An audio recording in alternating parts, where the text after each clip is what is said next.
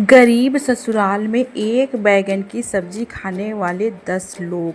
इस कहानी की शुरुआत कुछ इस तरीके से होती है। कौसल्या अपनी बड़ी बहू जानकी से बातें कर रही है कि कल मैंने मना किया था कि तुम बैगन की सब्जी मत बनाना क्योंकि इतना कम बैगन था और खाने वाले ज़्यादा लोग हैं, लेकिन तुमने मेरी बात नहीं मानी और बैगन की सब्जी बना दी। नतीजा क्या हुआ? किसी के प्लेट में 1 पीस तो किसी के प्लेट में 2 पीस। तभी पूजा बोलती है कि मम्मी मुझे तो बस खुशबू ही मिला खाने के लिए। तभी राम राहुल अपने पिता भुवन के साथ घर आ रहे थे और हाथ में राम एक बैंगन लेकर के आ रहा था। पिताजी बोल रहे थे कि बेटा बस एक बैगन में सब्जी कैसे बनेगा और सभी लोग कैसे खाएंगे।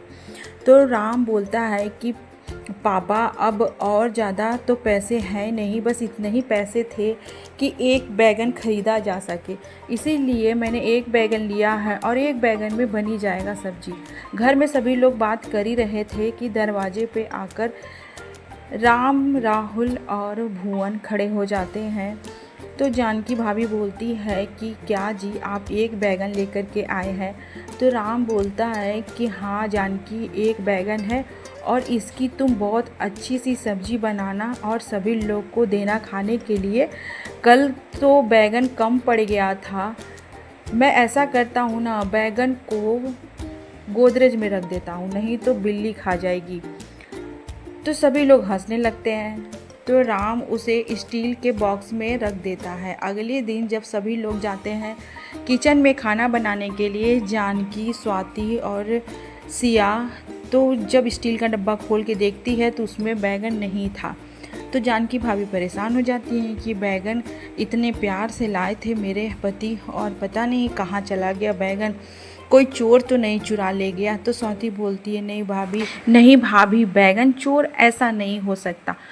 तो मम्मी जी, पापा जी और सबसे छोटे वाले देवर जी खोज रहे हैं पूरे घर में, कहाँ गया बैगन, कहाँ गया बैगन। तो सामने नज़र पड़ता है तो पूजा बैगन का वीडियो बना रही थी। तो बोलते हैं सभी लोग कि देखो बैगन है पूजा के पास और सभी लोग इधर उधर खोज रहे हैं। कोई पंखे पे खोज रहा तो कोई बेड के नीचे खोज रहा तो कोई दरवाजे के पीछे खोज रहा।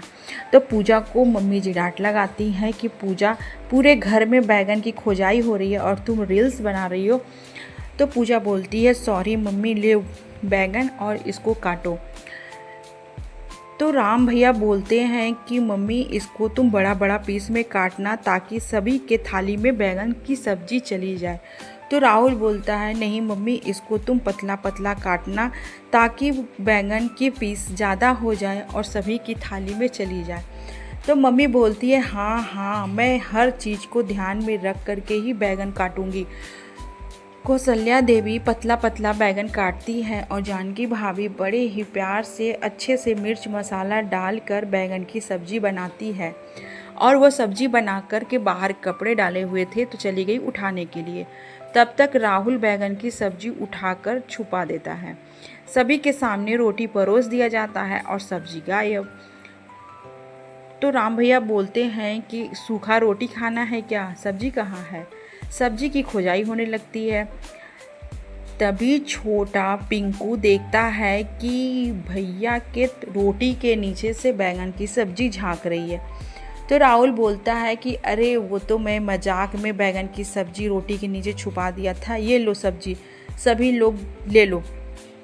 पूजा बोलती है हाँ भैया ज़्यादा स्मार्ट मत बनिए, जब आपकी चोरी पकड़ी गई तो कह रहे हैं कि हम ऐसे ही छुपा दिए थे। सभी लोग हंसने लगते हैं और फिर बैगन की सब्जी सभी के थाली में जाता है 1 पीस 2 पीस और किसी के थाली में तो केवल बैगन का ग्रेवी ही जाता है। लेकिन किसी के मन में किसी भी तरह का कोई दुख नहीं था।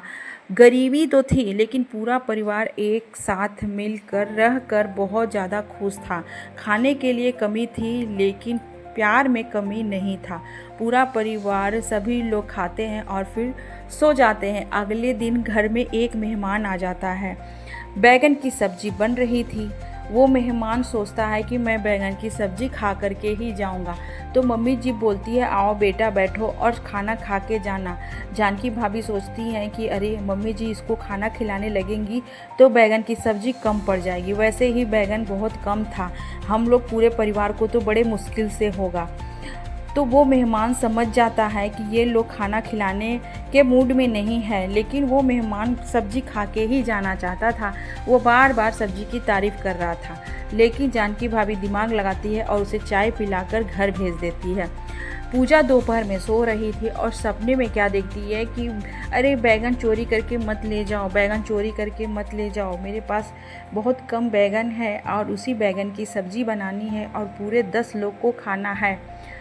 वहीं पे राम, राहुल और राज, पिंकू खड़े होकर हंस रहे थे। बोलते हैं पूजा उठो, पूजा उठो, तुम सपने में भी बैगन की चोरी देख रही हो। अगर देखना है तो कुछ अच्छे सपने देखो ना, कि हम लोग बहुत ज़्यादा अमीर हो गए हैं, डाइनिंग टेबल पर बैठकर मस्त डिनर कर रहे हैं, और क्या तुम सपने में देख रही हो बैगन। पूजा उठती है तो वो शर्मा जाती है, बोलती हो सॉरी भैया, सारा दिन बैगन बैगन की बातें होती है ना, इसीलिए मेरे दिमाग में बैगन घर कर गया, और मैं जब जागती हूँ तो भी बैगन बैगन करती हूँ, जब सोती हूँ तब भी बैगन बैगन करती हूँ। तो भाई लोग बोलते हैं कि चलो अब उठो और जाकर के देखो बाहर कोई काम है तो करो। मम्मी जी अपनी 3 बहुओं के साथ बैठकर बातें कर रही थी कि कल तो खाने का इंतज़ाम हो गया, लेकिन आज क्या होगा। घर में तो खाने के लिए कुछ भी नहीं है, बस थोड़ा सा चावल ही है। तो स्वाति बोलती है कोई बात नहीं है मम्मी जी, खाना कम है तो क्या हुआ, लेकिन हम सब परिवार में आपस में प्रेम तो बना हुआ है।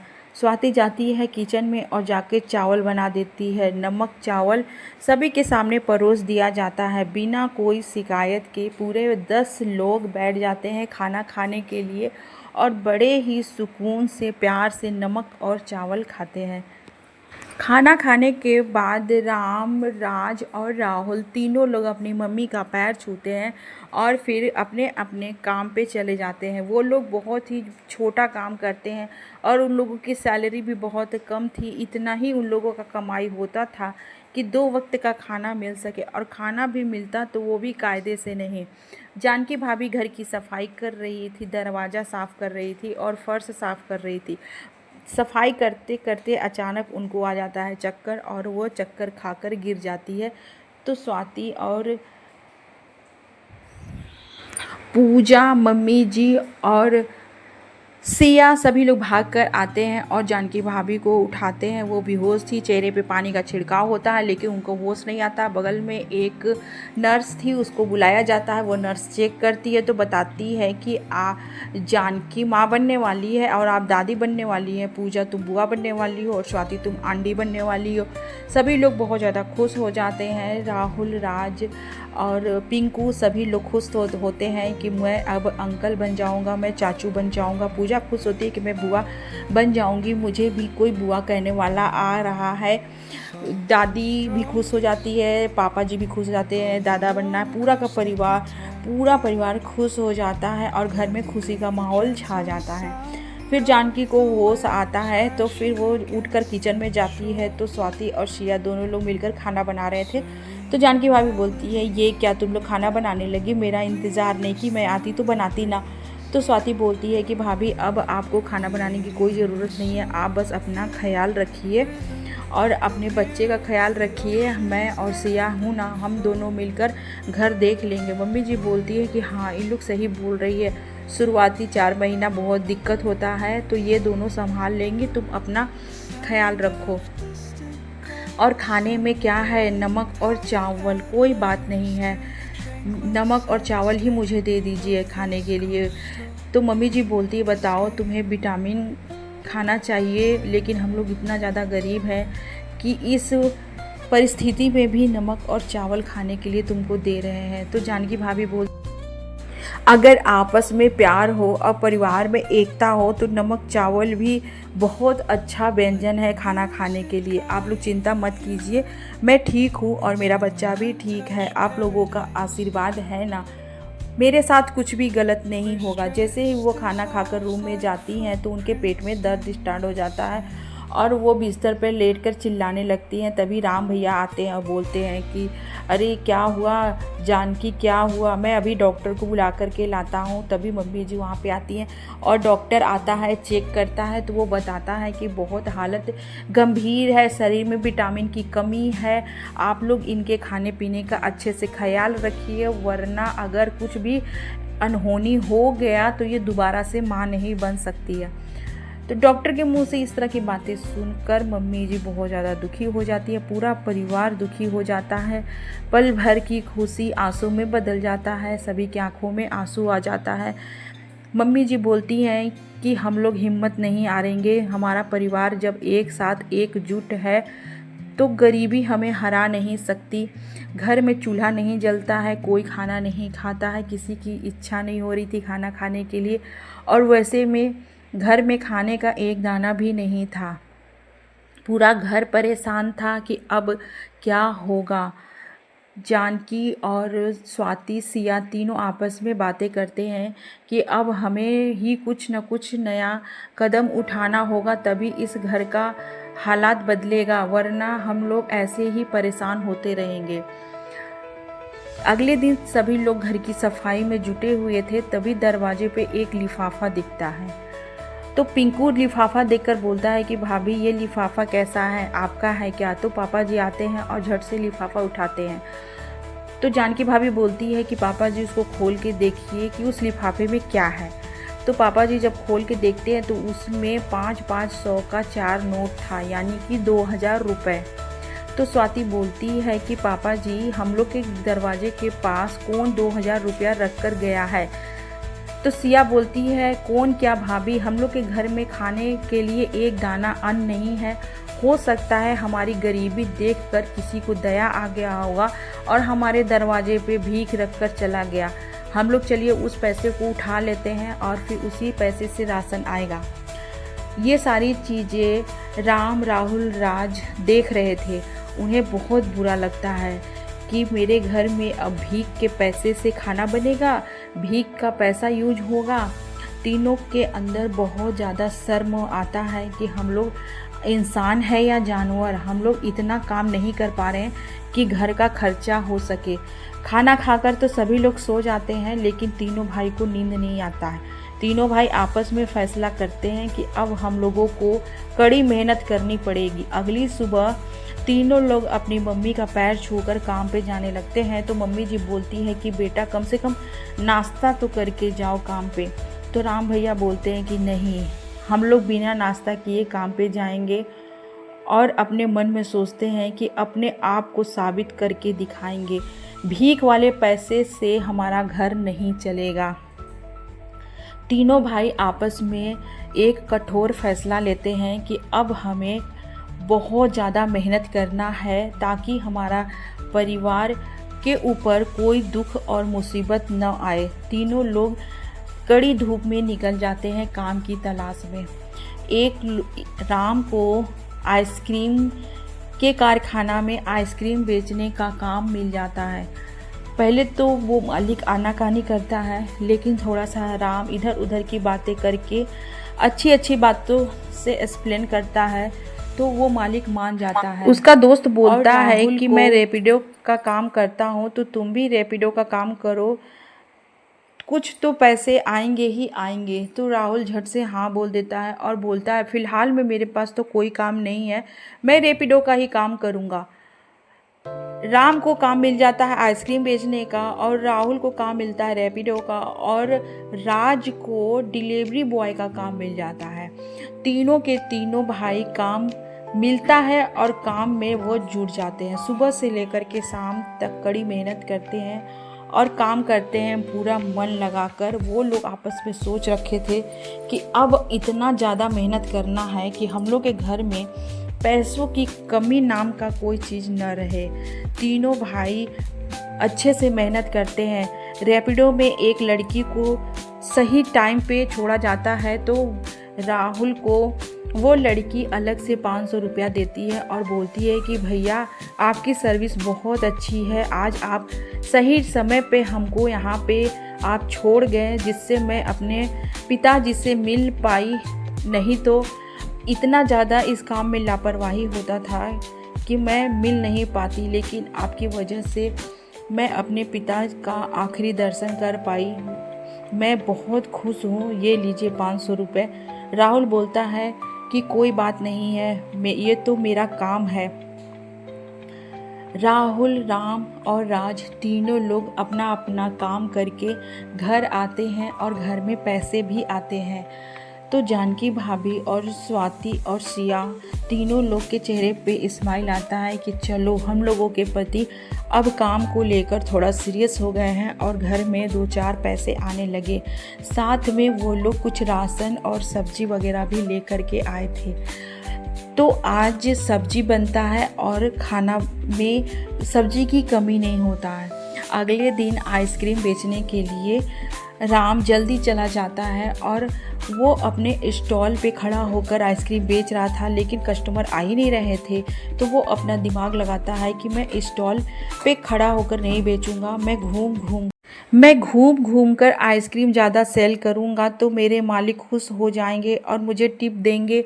हो सकता है वो मेरा सैलरी भी बढ़ा दे मेरे अच्छे काम की वजह से। ये सोचकर राम अपना स्टॉल उठाता है और आइसक्रीम लेकर इधर से उधर गली में, मार्केट में, हर कोना कोना में जाकर बेचता है। घूम घूम कर बेचने से उसका सेल बढ़ जाता है और आज इनकम कुछ ज़्यादा ही होता है। और उधर राहुल रैपिडो पे अच्छा काम करता है, सारे पैसेंजर को सही समय पे छोड़कर आता है, जिसकी वजह से उसे ही कॉल कर कर के बुलाया जाता है कि इसकी सर्विस बहुत अच्छी है, ट्रेन मिस नहीं हो रहा, हॉस्पिटल में इमरजेंसी है तो समय पे पहुंचा दे रहा है। राहुल का वर्क बहुत अच्छा है, धीरे धीरे उसका नाम आगे आने लगता है। हर कोई उसे ही फ़ोन करके बुलाता है कि इसकी सर्विस बहुत अच्छी है। और उधर राज डिलीवरी बॉय का काम करना स्टार्ट करता है, तो डिलीवरी बॉय का काम वो अच्छे ढंग से, अच्छे तरीके से करता है। मतलब तीनों भाई मिलकर कड़ी मेहनत करते हैं और अपने काम में अच्छा से अच्छा करने की कोशिश करते हैं ताकि मालिक खुश हो जाए और कुछ पैसे सैलरी के साथ बढ़ा कर दे, ताकि उन लोगों का गरीबी में कुछ मदद हो सके, क्योंकि उन लोगों के घर में ना पैसों की बहुत ज़्यादा ज़रूरत थी। धीरे धीरे करके उन लोगों का इनकम बढ़ने लगता है। आइसक्रीम का फैक्ट्री का मालिक बहुत ज़्यादा राम से खुश होता है और वो बोलता है कि मैं अब दूसरे जगह पे शिफ्ट होऊंगा, मैं दूसरे जगह पे अपना आइसक्रीम का प्लांट लगाऊंगा। इस एरिया के आइसक्रीम का प्लांट है वो तुम चलाना, वो तुम्हारे जिम्मे रहेगा। तो राम बोलता है आप इतनी बड़ी जिम्मेदारी मुझे दे रहे हैं? तो मालिक बोलता है कि हाँ, मुझे तुम्हारे पे पूरा भरोसा है, तुम एक नंबर के ईमानदार आदमी हो, यहाँ के आइसक्रीम का फैक्ट्री का काम तुम संभालोगे और मैं तुम्हारी सैलरी 2 गुना बढ़ा दूंगा। उधर राहुल का भी काम अच्छा था तो उसका भी प्रमोशन हो जाता है, उधर राज के भी काम में प्रमोशन हो जाता। धीरे धीरे करके घर का हालात बदल जाता है और जानकी भाभी एक लड़की को जन्म देती है और इन लोगों का हालात बहुत अच्छा हो जाता है। पहले एक एक चीज़ के लिए इन लोग सोचते थे, घर में राशन नहीं था, सब्जी नहीं था, और अब राशन ख़त्म होने से पहले ही घर में राशन आ जाता था और सब्जी सुबह शाम भरा रहता था घर में। और अब घर में कई तरह का व्यंजन भी बनना स्टार्ट हो गया था। धीरे धीरे तीनों भाई का इनकम बहुत ज़्यादा होने लगा और वो लोग अपने कच्चे मकान के जगह पे पक्के मकान 2-3 मंजिला बनवाना स्टार्ट करते हैं। और उन लोगों की इनकम इतना ज़्यादा था कि फटाफट उन लोगों का काम होते चला जाता है। घर में हर तरह का सुख सुविधा, घर भी बन जाता है और फिर उन बच्चा भी थोड़ा बड़ा हो जाता है और वो प्ले स्कूल में एडमिशन हो जाता है उसका। और फिर अपना टाइम बदल जाने के बाद सभी लोग डाइनिंग टेबल पर बैठकर कई तरह का सामने खाना रखा है और पूरा का पूरा परिवार बैठकर खाना खा रहा है। और खाने में आज भी सबसे पहले बैगन की सब्जी। तो राम बोलता है कि मेरे थाली में बैगन की सब्जी सबसे पहले डालना। तो पूजा बोलती है कि भैया हम लोग इतना ज़्यादा अमीर हो गए हैं, लेकिन आपको बैगन का सब्जी खाना सबसे पहले है। हम लोग पैसे से अमीर हो गए लेकिन अभी भी मन से गरीब है। सामने पनीर और कई तरह का अच्छा अच्छा खाना राहुल रखा बोलता है कि लेकिन हाँ आपको बहन, बैगन तुम की बिल्कुल सही कह रही हो। हम लोग पैसे से तो अमीर हो गए लेकिन मन से गरीब हैं। हम लोगों को आज भी वो दिन याद है। हम लोग के दरवाजे के पास कोई भला आदमी जो 2000 रुपये का पैकेट छोड़ गया था, आज उसी पैसे के वजह से हम लोग इस जगह पे खड़े हैं। तो राम भैया बोलते हैं हाँ राहुल, तुम बिल्कुल सही कह रहे हो। अगर उस दिन हमें एहसास नहीं होता कि हम लोगों की गरीबी इतना ज़्यादा बढ़ गई है कि कोई हमें भीख में पैसे दे रहा है, वो अपमान हम लोगों को बर्दाश्त नहीं हुआ और हम लोग कड़ी मेहनत किए और आज हम लोग यहाँ पे हैं। तभी जानकी भाभी के मुंह से निकल जाता है कि वो सारा गेम तो हम तीनों का था। तो मम्मी जी बोलती हैं क्या तुम लोग छुपा रहे हो, जो बात है क्लियर बोलो। तो जानकी भाभी बोलती है मम्मी जी, हम लोगों का घर का हालात कैसा था ये तो आपसे छुपा नहीं है। एक बैगन में 10 लोग खाना खाते थे। किसी को मिलता था 1 पीस, किसी को 2 पीस और किसी के थाली में तो कुछ भी नहीं जाता था। इतना गरीबी हालात में हम लोग जी रहे थे। और उसी बीच मेरी प्रेगनेंसी में डॉक्टर ने कह दिया कि अगर अच्छा खान पान नहीं रहा तो मैं दोबारा माँ नहीं बन सकती हूँ। इस बात को हम तीनों ने गहराई से लिया और फिर हम लोगों ने अपना दिमाग लगाया कि अब हम लोग ही अपने अपने पति को लाइन पे ला सकते हैं। फिर स्वाति बोलती है कि हाँ मम्मी जी, और फिर मैंने दिमाग लगाया कि हम लोगों के पास जो भी जमा पूंजी है वो हम लोग इकट्ठा करते हैं। तो हम लोग सब अपना जितना भी पैसा था, चिल्लर 10 रुपया 20 रुपया जो भी था, हम तीनों ने मिलाकर जब गिना तो वो सारे 2000 पे आकर रुक गए। तो सिया बोलती है कि हाँ मम्मी जी, और पड़ोसी में जा कर के मैंने उस चिल्लर को बदलकर 500 का नोट में कर दिया था और फिर हम लोग ही घर के आगे वो 2000 रुपये रख दिए थे ताकि भीख के नाम पर इन लोगों को बुरा लगे और अपने काम को सीरियस से करे। आज देखिए, उस दिन इन लोगों को अपमान लगा तो आज ये लोग इस जगह पे खड़े हैं। अगर उस दिन उन लोगों को बुरा नहीं लगता तो ये लोग काम में कभी भी ईमानदारी और मेहनत नहीं दिखाते। तो मम्मी जी बोलती हाँ, तुम लोग की सूझबूझ और समझदारी का नतीजा है कि आज हम लोग का दिन बदल गया और हम लोग दुख की ज़िंदगी छोड़कर एक खुशहाल और खुशी खुशी वाले ज़िंदगी में आ गए। तीनों बेटा ने मिलकर इतना मेहनत किया कि आज हम लोगों की ज़िंदगी में किसी भी चीज़ की कमी नहीं है।